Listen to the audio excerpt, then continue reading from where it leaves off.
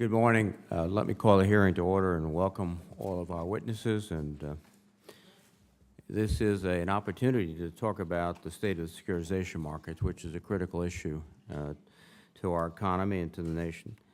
Securitization is the bundling of individual loans or other debt instruments into marketable securities to be purchased by investors.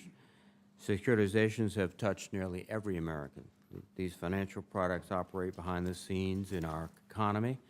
They provide lower-cost loans for homes and automobiles. They provide students with low-rate loans. They provide businesses with capital to purchase equipment. They are used to finance apartments and neighborhood malls.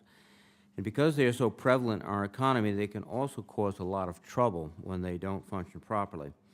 Securitization has been a powerful tool providing significant economic benefits, including lowering the cost of credit to households and businesses and helping investors better match their return to their appetite for risk. Securitization has also allowed lenders to transfer credit risk and free up capital for additional lending. This in turn provides greater availability and lower cost loans to consumers and businesses. Securitization, when executed correctly, can be an important part of our financial system, helping to create jobs by providing the financing and liquidity necessary to build our infrastructure and help our businesses grow and innovate. However, most market participants and policymakers agree that the financial crisis revealed a troubling aspect to an increasingly Byzantine and opaque securitization process, which has had a devastating effect on our economy. The way securitization was implemented in the years leading up to the financial crisis created perverse incentives, often emphasizing volume over quality, easy fees over the long-term viability of the loans, and speed over diligence. We only need to look at the residential mortgage market to see how badly things can go if securitization is not executed carefully.